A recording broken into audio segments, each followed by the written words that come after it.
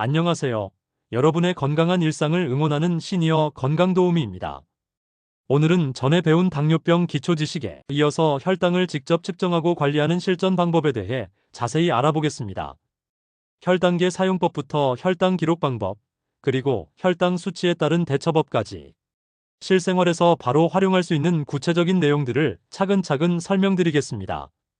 첫 번째로 혈당이 무엇인지, 그리고 왜 측정해야 하는지부터 정확히 알아보겠습니다. 혈당은 혈액 속에 들어있는 포도당의 농도를 말합니다.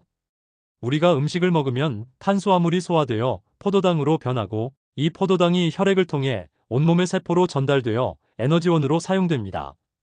혈당 수치는 밀리그램 퍼 데시리터 단위로 표시되며, 이는 혈액 100ml 안에 포도당이 몇 밀리그램 들어있는지를 나타냅니다. 건강한 사람의 혈당은 일정한 범위 내에서 유지됩니다. 공복 시에는 70에서 100mg per 데시리터, 식후 2시간에는 140mg per 데시리터 미만이 정상 범위입니다. 우리 몸에는 혈당을 조절하는 정교한 시스템이 있어서 혈당이 올라가면 인슐린이 분비되어 혈당을 낮추고, 혈당이 너무 내려가면 글루카곤 등의 호르몬이 분비되어 혈당을 올립니다. 하지만 당뇨병이나 당뇨 전 단계가 있으면 이런 조절 시스템에 문제가 생깁니다. 인슐린이 부족하거나 제대로 작용하지 못해서 혈당이 높은 상태가 지속됩니다. 이때 혈당 측정을 통해 현재 상태를 파악하고 적절한 관리를 할 수 있습니다. 혈당 측정이 중요한 이유는 여러 가지가 있습니다. 첫째, 당뇨병이나 당뇨 전 단계를 조기에 발견할 수 있습니다. 둘째, 치료 효과를 확인할 수 있습니다. 약물이나 생활습관 개선이 얼마나 효과가 있는지 객관적으로 평가할 수 있습니다. 셋째, 위험한 상황을 미리 예방할 수 있습니다. 혈당이 너무 높거나 낮으면 응급 상황이 될 수 있는데, 정기적인 측정을 통해 이를 예방할 수 있습니다.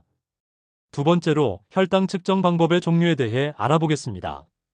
혈당을 측정하는 방법은 크게 병원에서 하는 검사와 가정에서 하는 자가 측정으로 나뉩니다.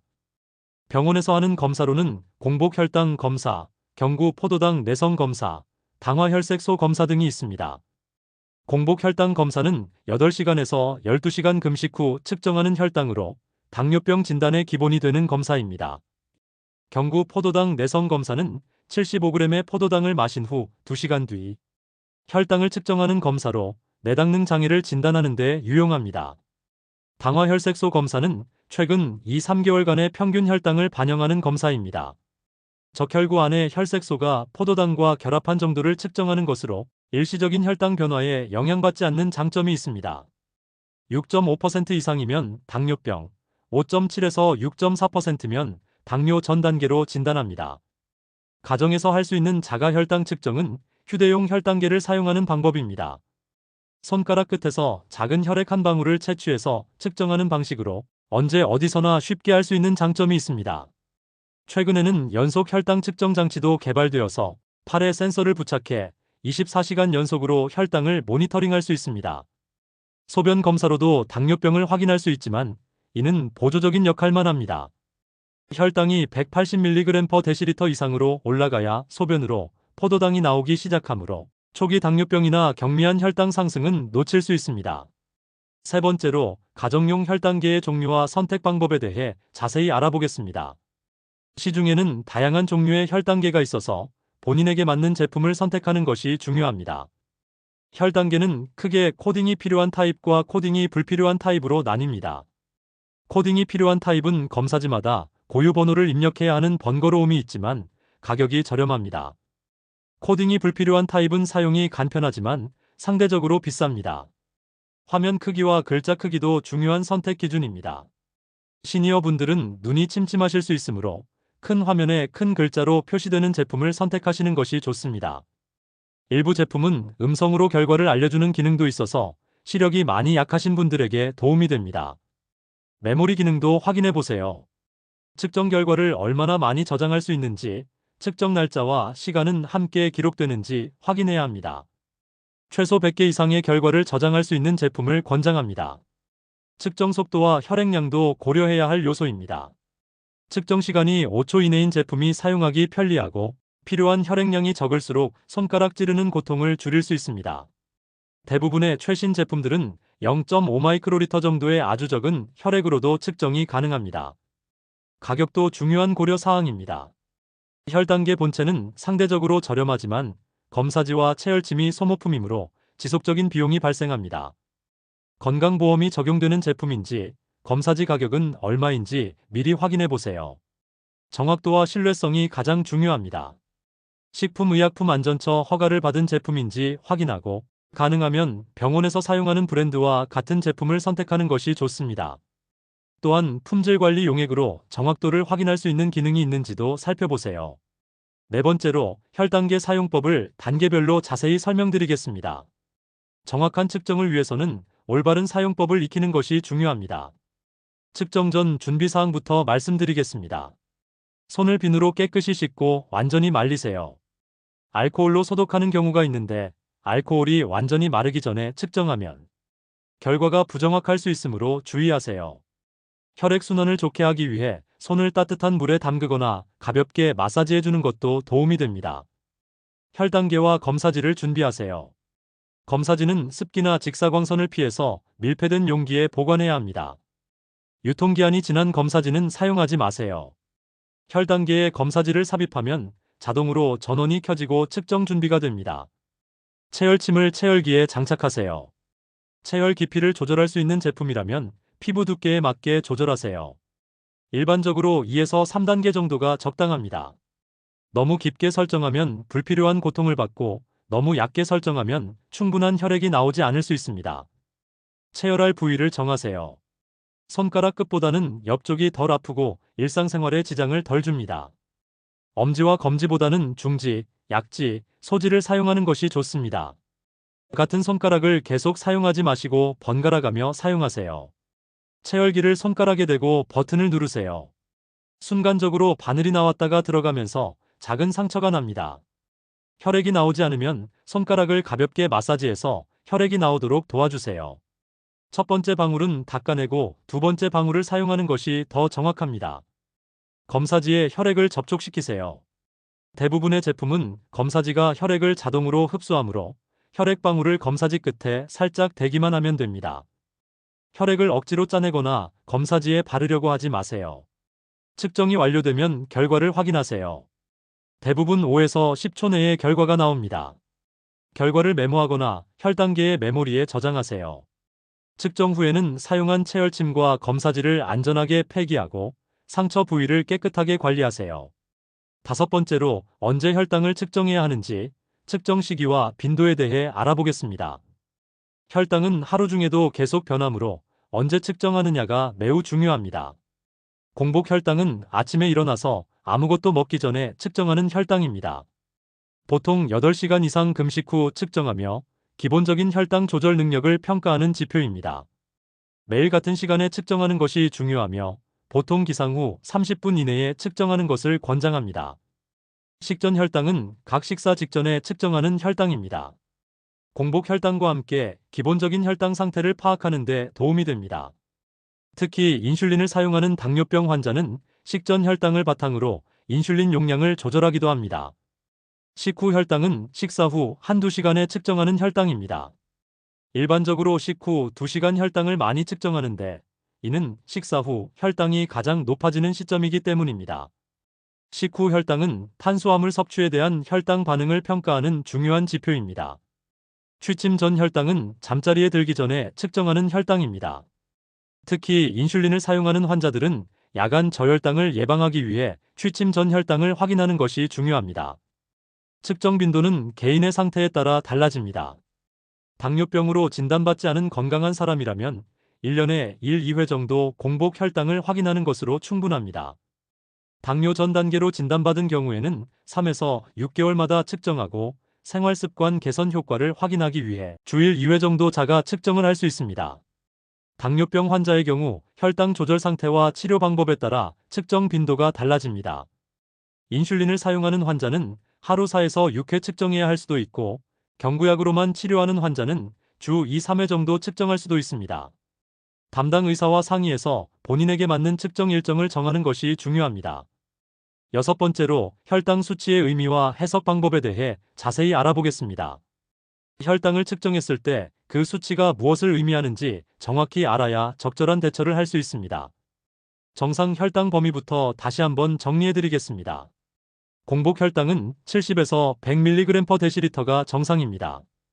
100에서 125mg/dl는 공복 혈당 장애로 당뇨 전 단계에 해당하고 126mg/dl 이상이 2회 이상 측정되면 당뇨병으로 진단됩니다. 식후 2시간 혈당은 140mg/dl 미만이 정상입니다. 140에서 199mg/dl는 내당능 장애로 당뇨 전 단계이고 200mg/dl 이상이면 당뇨병으로 진단됩니다. 하지만 이런 기준은 당뇨병이 없는 사람들을 위한 것이고 이미 당뇨병으로 진단받은 환자들에게는 다른 목표 수치가 적용됩니다. 당뇨병 환자의 혈당 조절 목표는 일반적으로 공복 혈당 80에서 130mg/dl, 식후 2시간 혈당 180mg/dl 미만입니다. 하지만 나이, 동반 질환, 저혈당 위험 등을 고려해서 개별적으로 목표를 설정하기도 합니다. 당화혈색소와 자가 혈당 측정 결과의 관계도 알아두시면 유용합니다. 당화혈색소 7%는 평균 혈당 154mg/dl에 해당하고 8%는 183mg/dl, 9%는 212mg/dl에 해당합니다.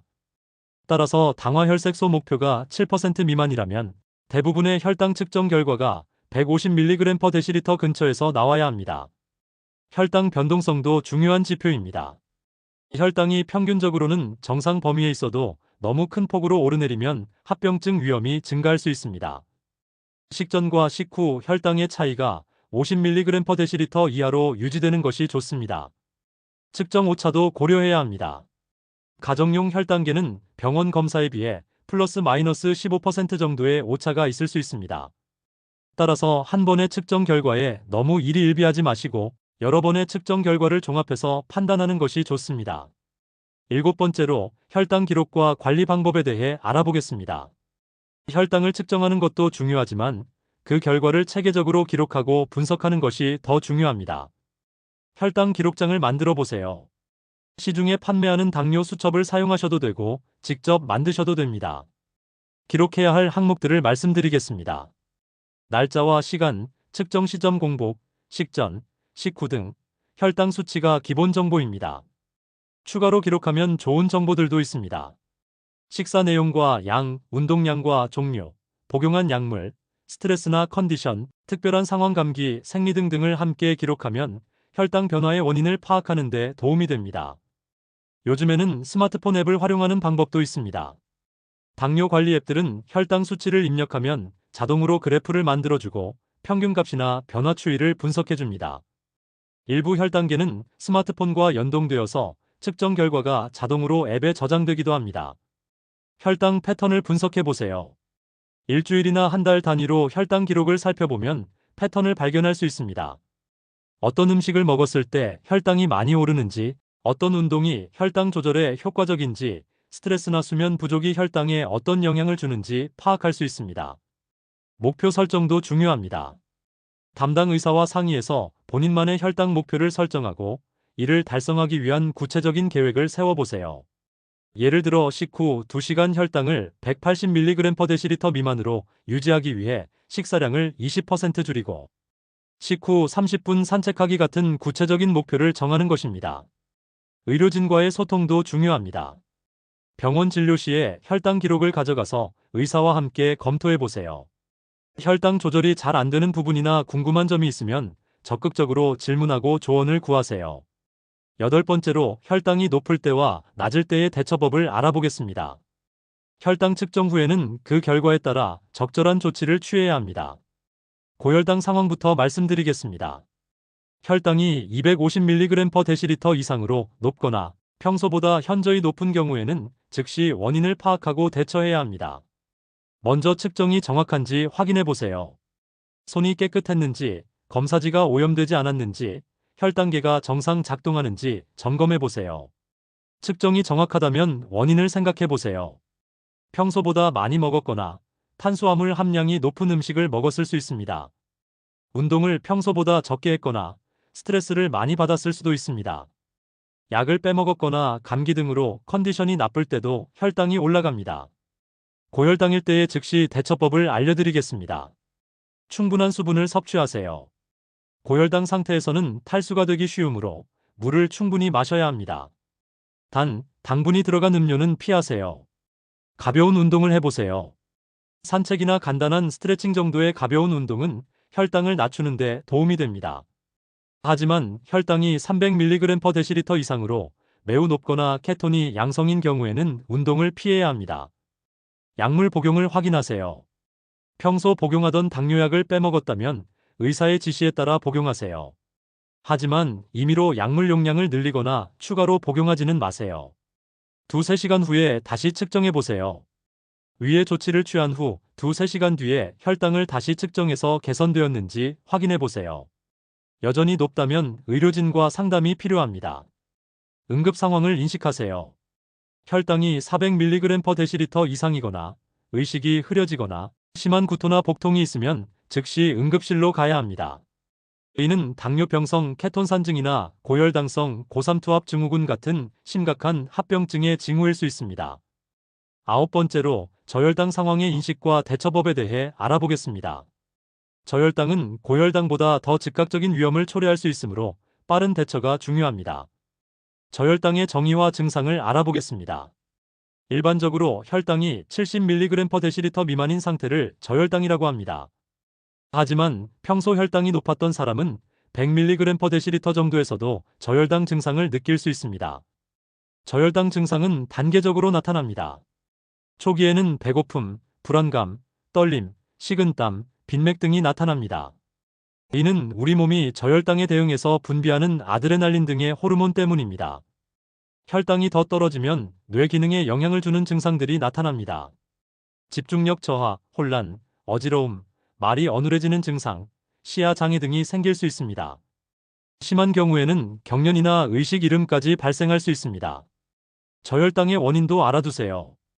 가장 흔한 원인은 약물입니다. 인슐린이나 혈당 강화제를 과량 투여했거나 약물 복용 후 식사를 거르거나 늦게 한 경우입니다. 평소보다 많은 운동을 하거나 음주를 한 경우에도 저혈당이 생길 수 있습니다. 저혈당 대처의 기본 원칙은 15-15 규칙입니다.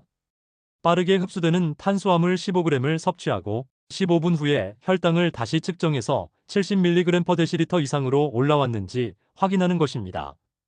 빠르게 흡수되는 탄수화물 15g에 해당하는 음식들을 알려드리겠습니다.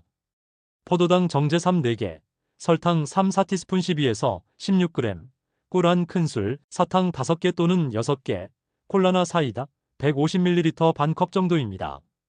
이런 음식들을 항상 휴대하고 다니시는 것이 좋습니다.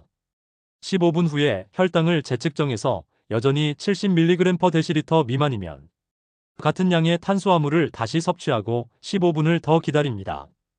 혈당이 70mg/dL 이상으로 올라오면 다음 식사 시간까지 2시간 이상 남았다면 단백질과 복합 탄수화물이 포함된 간식을 드세요. 우유 한 잔이나 땅콩버터 샌드위치 반 개 정도가 좋습니다. 의식이 없거나 삼킬 수 없는 상태라면 절대로 입으로 음식을 넣으면 안 됩니다. 기도로 들어가서 질식할 위험이 있습니다. 이런 경우에는 즉시 119에 신고하고 글루카곤 주사가 있다면 사용하세요. 저혈당 예방법도 중요합니다. 식사를 거르거나 늦게 먹지 마세요. 규칙적인 식사와 간식 섭취가 중요합니다. 운동을 할 때는 운동 전후에 혈당을 확인하고 필요하면 간식을 미리 드세요. 음주를 할 때는 더욱 주의하고 자기 전에 혈당을 확인하세요. 10번째로 식사와 혈당의 관계, 그리고 식사관리법에 대해 알아보겠습니다. 음식은 혈당에 가장 직접적인 영향을 주는 요인이므로 올바른 식사관리가 매우 중요합니다. 탄수화물이 혈당에 미치는 영향부터 이해해 보겠습니다. 우리가 먹는 탄수화물은 소화 과정을 거쳐 포도당으로 변해서 혈액으로 흡수됩니다. 이때 탄수화물의 종류와 양, 함께 먹는 음식에 따라 혈당 상승 정도와 속도가 달라집니다. 당지수지아이라는 개념을 알아두시면 유용합니다. 당지수는 음식을 먹은 후 혈당이 얼마나 빠르고 높게 오르는지를 나타내는 지표입니다. 포도당을 100으로 기준했을 때의 상대적 수치로 표현합니다. 당지수가 70 이상인 음식을 고당지수 음식이라고 하는데 흰쌀밥 84, 흰빵 75, 감자 78 등이 여기에 해당합니다. 이런 음식들은 혈당을 빠르게 올리므로 주의가 필요합니다. 당지수가 55 이하인 음식을 저당지수 음식이라고 하는데 현미 56, 통밀빵 51, 고구마 48, 콩 27 등이 여기에 해당합니다. 이런 음식들은 혈당을 완만하게 올리므로 당뇨병 환자에게 권장됩니다. 하지만 당지수만으로 모든 것을 판단할 수는 없습니다. 당부아지엘, 글라이세믹 로드라는 개념도 고려해야 합니다. 이는 당지수의 실제 섭취하는 탄수화물 양을 곱한 것으로 실제 혈당 상승에 더 가까운 지표입니다. 예를 들어 수박은 당지수가 높지만 실제 먹는 양에 포함된 탄수화물이 적어서 당부하는 낮습니다. 탄수화물 계산법도 알아두시면 도움이 됩니다. 탄수화물 15g을 1교환 단위로 계산해서 식사를 계획하는 방법입니다. 밥 3분의 1 공기, 식빵 한쪽, 바나나 반개, 사과 반개 등이 각각 탄수화물 15g에 해당합니다. 식사 시간과 간격도 중요합니다. 하루 3번의 규칙적인 식사와 1~2번의 간식을 권장합니다. 식사 간격은 4시간에서 6시간 정도가 적당하고 같은 시간에 식사하는 것이 혈당 관리에 도움이 됩니다. 식사 순서도 혈당에 영향을 줍니다. 채소, 단백질, 탄수화물 순서로 먹으면 혈당 상승이 더 완만해집니다. 섬유소가 풍부한 채소를 먼저 먹으면 탄수화물 흡수 속도를 늦출 수 있습니다. 11번째로 운동과 혈당의 관계, 그리고 운동 시 혈당 관리법에 대해 알아보겠습니다. 운동은 혈당 조절에 매우 효과적이지만 때로는 혈당을 급격하게 변화시킬 수도 있어서 주의가 필요합니다. 운동이 혈당에 미치는 효과를 이해해 보겠습니다. 운동을 하면 근육이 포도당을 에너지원으로 사용하면서 혈당이 감소합니다. 또한 운동은 인슐린 감수성을 개선해서 인슐린이 더 효과적으로 작용하도록 돕습니다. 이런 효과는 운동 후 12에서 72시간까지 지속될 수 있습니다. 하지만 운동의 종류와 강도에 따라 혈당 변화가 다를 수 있습니다.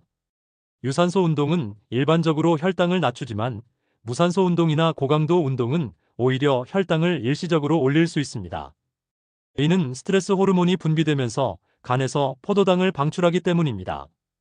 운동 전 혈당 확인이 중요합니다. 운동 전 혈당이 100mg/dL 미만이면 운동 전에 간식을 섭취하세요. 탄수화물 15에서 30g 정도가 적당합니다. 혈당이 250mg/dL 이상이면 운동을 피하는 것이 좋습니다. 특히 케톤이 양성이면 운동이 위험할 수 있습니다. 운동 중에도 혈당 변화에 주의해야 합니다. 1시간 이상의 장시간 운동을 할 때는 30에서 60분마다 혈당을 확인하고 필요하면 간식을 섭취하세요. 저혈당 증상이 나타나면 즉시 운동을 중단하고 대처하세요. 운동 후 혈당 관리도 중요합니다. 운동 후에도 혈당이 계속 감소할 수 있으므로 운동 후 15에서 30분에 혈당을 확인하세요. 특히 취침 전 운동을 했다면 야간 저혈당 위험이 있으므로 주의가 필요합니다. 운동 시 준비물도 챙기세요.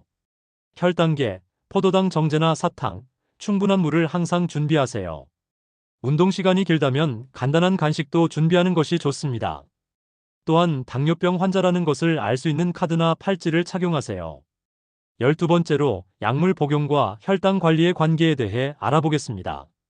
당뇨병 약물을 복용하고 있다면 혈당 측정을 통해 약물 효과를 확인하고 조절해야 합니다. 경구 혈당 강화제를 복용하는 경우를 살펴보겠습니다. 메트포민 같은 약물은 주로 간에서 포도당 생성을 억제하므로 공복 혈당에 더 큰 영향을 줍니다. 설포니루레아 계열 약물은 인슐린 분비를 증가시키므로 식후 혈당과 저혈당 위험 모두에 영향을 줍니다. DPP-4 억제제나 GLP-1 작용제 같은 새로운 약물들은 혈당에 따라 인슐린 분비를 조절하므로 저혈당 위험이 적습니다. 하지만 다른 약물과 함께 사용할 때는 저혈당 위험이 증가할 수 있습니다. 인슐린을 사용하는 경우에는 더 세밀한 혈당 관리가 필요합니다. 속효성 인슐린은 식사 직전에 주사하고 식후 혈당에 직접적인 영향을 줍니다. 지속형 인슐린은 기저인슐린 역할을 해서 공복 혈당에 주로 영향을 줍니다. 인슐린 용량 조절은 혈당 패턴을 바탕으로 합니다. 공복 혈당이 계속 높다면 지속형 인슐린을 증량하고 특정 식사 후 혈당만 높다면 해당 식사 전 속효성 인슐린을 조절합니다. 하지만 이런 조절은 반드시 의료진과 상의해서 해야 합니다. 약물 복용 시간도 중요합니다. 대부분의 경구 혈당 강화제는 식사 30분 전에 복용하는 것이 효과적입니다. 속효성 인슐린은 식사 15에서 30분 전에 주사하고 지속형 인슐린은 매일 같은 시간에 주사하는 것이 중요합니다. 혈당 기록을 바탕으로 약물 효과를 평가해 보세요. 약물을 변경하거나 용량을 조절한 후에는 더 자주 혈당을 측정해서 효과를 확인하세요. 예상과 다른 결과가 나오거나 저혈당이 자주 발생하면 즉시 의료진과 상담하세요. 13번째로 혈당에 영향을 주는 다양한 요인들에 대해 알아보겠습니다. 혈당은 음식과 운동, 약물 외에도 많은 요인들의 영향을 받습니다. 스트레스가 혈당에 미치는 영향은 매우 큽니다. 급성 스트레스든 만성 스트레스든 코르티솔과 아드레날린 같은 스트레스 호르몬을 분비시켜서 혈당을 올립니다. 시험, 수술, 가족 문제 등의 스트레스 상황에서는 평소보다 혈당이 높게 나올 수 있습니다. 수면 부족도 혈당 조절에 악영향을 미칩니다. 수면이 부족하면 성장 호르몬과 코르티솔의 분비 패턴이 변하면서 인슐린 저항성이 증가합니다. 또한 수면 부족은 식욕을 증가시켜서 과식으로 이어지기도 합니다. 감염이나 질병이 있을 때도 혈당이 올라갑니다.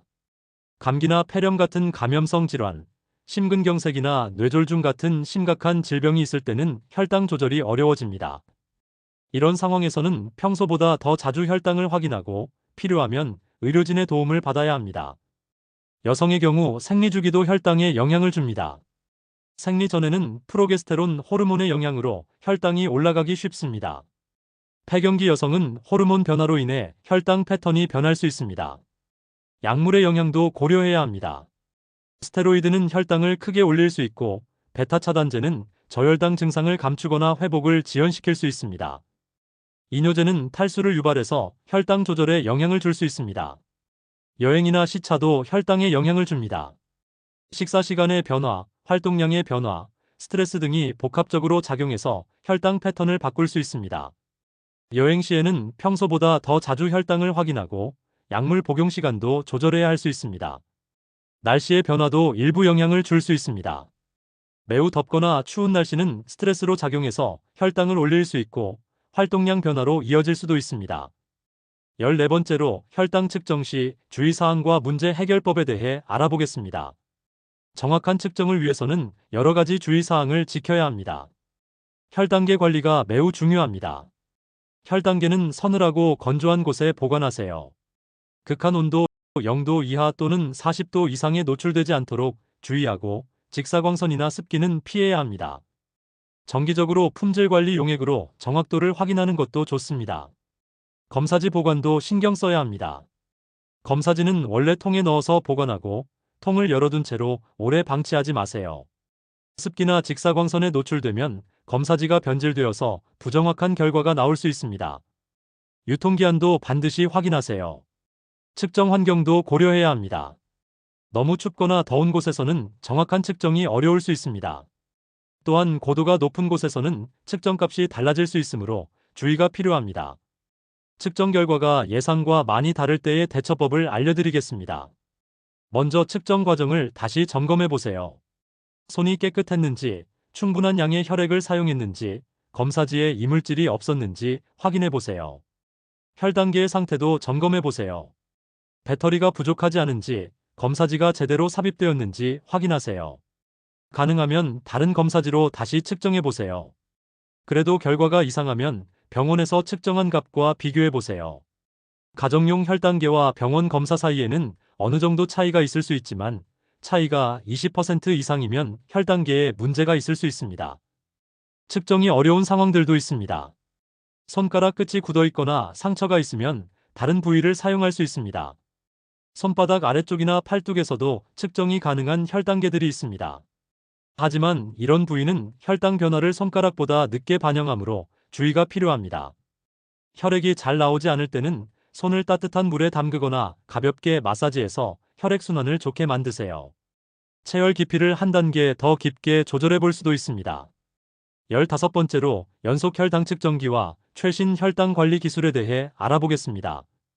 기술의 발전으로 혈당 관리가 점점 더 편리하고 정확해지고 있습니다. 연속 혈당 측정기 CGM는 팔에 작은 센서를 부착해서 24시간 연속으로 혈당을 모니터링하는 장치입니다.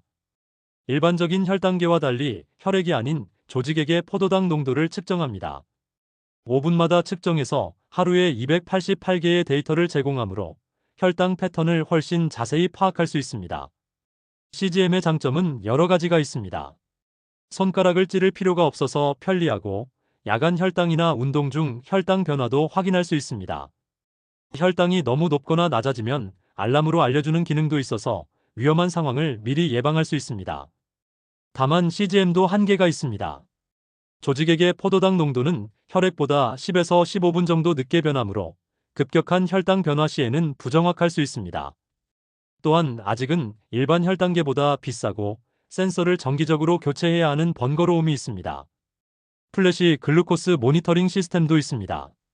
이는 팔에 부착한 센서에 리더기를 가져다 대면 혈당 정보를 읽을 수 있는 시스템입니다. CGM보다는 저렴하지만 연속 모니터링은 되지 않고 직접 스캔해야 합니다. 스마트폰 앱들도 혈당 관리에 도움이 됩니다. 혈당 수치를 입력하면 자동으로 그래프를 만들어주고 식사나 운동과의 연관성을 분석해줍니다. 일부 앱은 혈당계와 연동되어서 측정 결과가 자동으로 기록되기도 합니다. 인공지능을 활용한 혈당 예측 시스템도 개발되고 있습니다. 과거 혈당 패턴, 식사, 운동, 수면 등의 데이터를 분석해서 앞으로 몇 시간 후에 혈당을 예측하고 적절한 조치를 제안하는 시스템들입니다. 16번째로 가족과 주변 사람들을 위한 혈당 관리 지원 방법에 대해 알아보겠습니다. 혈당 관리는 개인의 노력만으로는 한계가 있고 가족과 주변 사람들의 이해와 도움이 매우 중요합니다. 가족들이 알아야 할 기본 지식을 알려드리겠습니다. 당뇨병이 어떤 질환인지, 혈당 조절이 왜 중요한지, 고혈당과 저혈당의 증상과 대처법은 무엇인지 알아두셔야 합니다. 특히 저혈당 응급 상황에 대비해서 대처법을 익혀두시는 것이 중요합니다.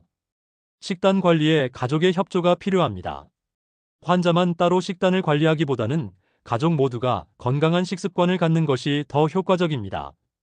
당뇨에 좋은 음식들은 일반인에게도 건강에 도움이 되므로 온 가족이 함께 실천해 볼 수 있습니다. 운동도 함께하면 더 좋습니다. 가족이 함께 산책하거나 운동하면 지속하기가 더 쉽습니다. 또한 운동 중에 저혈당이 발생할 수 있으므로 동반자가 있으면 더 안전합니다. 응급 상황에 대비한 준비도 중요합니다. 포도당 정제나 글루카곤 주사의 보관 장소를 가족 모두가 알고 있어야 하고 사용법도 익혀두어야 합니다. 응급실 연락처와 담당 의사 연락처도 쉽게 찾을 수 있는 곳에 비치해두세요. 환자의 감정적 지지도 중요합니다. 당뇨병은 평생 관리해야 하는 질환이므로 때로는 좌절감이나 우울감을 느낄 수 있습니다. 가족들의 격려와 이해가 큰 힘이 됩니다. 혈당 조절이 잘 안 될 때 비난하기보다는 함께 원인을 찾고 해결책을 모색하는 것이 중요합니다. 정기적인 의료진 방문에도 가족이 동반하면 좋습니다. 환자 혼자서는 놓칠 수 있는 정보들을 가족이 보완해 줄 수 있고 치료 계획을 함께 이해할 수 있습니다. 마지막으로 오늘 배운 내용들을 정리해 보겠습니다. 혈당 측정과 관리는 당뇨병 예방과 치료의 핵심입니다. 정확한 측정법을 익히고 측정 결과를 올바르게 해석하며 적절한 대처를 하는 것이 중요합니다. 가장 중요한 것은 정기적이고 일관된 측정입니다. 본인의 상태에 맞는 측정 일정을 정해서 꾸준히 실행하세요. 측정 결과를 기록하고 패턴을 분석해서 생활습관 개선에 활용하세요. 고혈당과 저혈당의 응급 상황에 대비한 준비도 철저히 하세요. 특히 저혈당은 즉각적인 위험을 초래할 수 있으므로 대처법을 정확히 알고 필요한 용품을 항상 휴대하세요. 혈당에 영향을 주는 다양한 요인들을 이해하고 관리하세요. 식사, 운동, 스트레스, 수면, 질병 등이 모두 혈당에 영향을 주므로 종합적인 관리가 필요합니다. 최신 기술들도 적극적으로 활용해 보세요. 연속 혈당 측정기나 스마트폰 앱들은 혈당 관리를 더 편리하고 정확하게 만들어줄 수 있습니다. 무엇보다 가족과 의료진과의 소통이 중요합니다. 혼자서 모든 것을 해결하려고 하지 마시고 주변의 도움을 받아가면서 관리하세요. 혈당 관리에 대해 궁금한 점이 있으시거나 측정 결과 해석이 어려우시면 주저하지 마시고 의료진과 상담하시기 바랍니다. 개인의 상태에 따라 적절한 관리 방법이 다를 수 있기 때문입니다. 오늘도 여러분의 건강한 하루를 응원합니다. 다음 시간에는 당뇨에 좋은 음식과 피해야 할 음식에 대해 더 자세히 알아보도록 하겠습니다. 감사합니다.